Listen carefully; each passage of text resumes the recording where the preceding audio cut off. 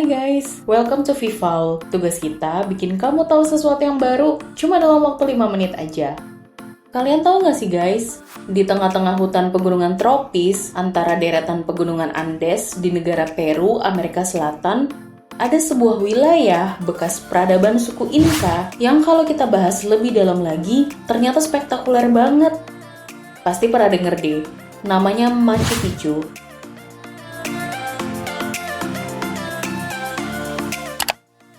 Machu Picchu merupakan sebuah reruntuhan situs dari peradaban kuno suku Inca. Letaknya sekitar 80 km barat laut dari kota Cusco yang dulu merupakan ibu kota Kekaisaran Inca. Karena diapit sama dua puncak, puncak Machu Picchu dan puncak Huayna Picchu, makanya dinamain Machu Picchu yang artinya Bukit Tua atau Gunung Tua. Tahun 1902, seorang petani dari kota Cusco, Agustin Lizarraga, menemukan sisa-sisa situs Machu Picchu ini. Tapi waktu itu dia nggak bisa mengungkapkannya kepada dunia karena faktor kurangnya dukungan pemerintah. Lalu 9 tahun kemudian, tepatnya tahun 1911, seorang profesor sejarah dari Universitas Yale, Amerika, namanya Hiram Bingham, yang emang lagi meneliti serta mencari kota suku Inca yang hilang, lalu nemuin situs Machu Picchu ini.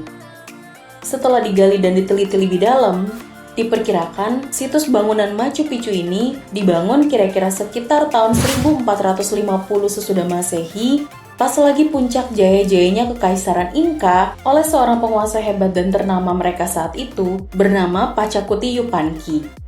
Menurut beberapa teori, Machu Picchu adalah bukti peradaban canggih yang kompleks pada pertengahan abad 15 yang menunjukkan betapa jeniusnya suku Inca masa itu. Simpelnya, Machu Picchu itu adalah sebuah kompleks komunitas bangsa Inca. Dibagi menjadi dua zona utama, yaitu zona perkotaan atau zona pemukiman dan zona pertanian. Disinyalir bisa ada lebih dari 150 bangunan di situs ini.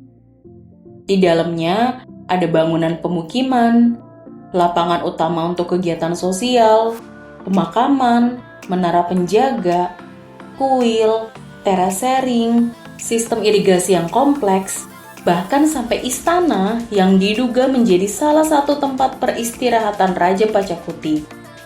Suku Inca percaya bahwa matahari adalah leluhur ilahi mereka yang membawa kehidupan.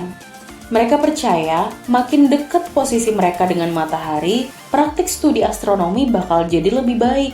Jadi terungkap ya, kenapa mereka bisa membangun di ketinggian di daerah pegunungan. Terus pinter deh, suku Inca ngebangun kompleks ini di punggung gunung yang terpencil dan sulit dijangkau, dengan tebing yang curam di sekelilingnya.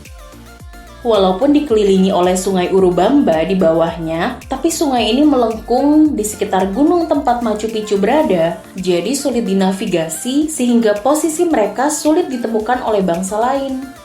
Di sisi lain, sungai itu malah menguntungkan karena jadi sumber pengairan yang baik buat pertanian mereka yang udah pakai terasering. Ada beberapa situs arkeologis yang kemudian jadi terkenal di dalam Machu Picchu itu sendiri, misalnya kuil-kuil pemujaan yang sekaligus juga dipakai sebagai observatori, seperti kuil matahari, lalu kuil bulan. Ada juga kuil 3 jendela yang mewakili pemujaan mereka terhadap dewa-dewa yang menjaga 3 bagian dunia. Lalu ada juga namanya batu Intihuatana yang berfungsi sebagai jam dan kalender matahari. Kalau kamu cari di internet, Machu Picchu ini masuk dalam 7 daftar keajaiban dunia sampai sekarang. Tapi kan cuma sekedar kompleks pemukiman dan situs budaya kuno aja. Emang apa ajaibnya? Pertanyaan bagus. Selain nilai historik dan autentik, salah satu keajaibannya juga ada di kejeniusan arsitekturnya. Bayangin, di zaman itu mereka mampu motong batu dengan presisi yang sangat tinggi dan disusun tanpa menggunakan semen atau perekat sama sekali. Saking presisinya, celah pun sampai nggak ada.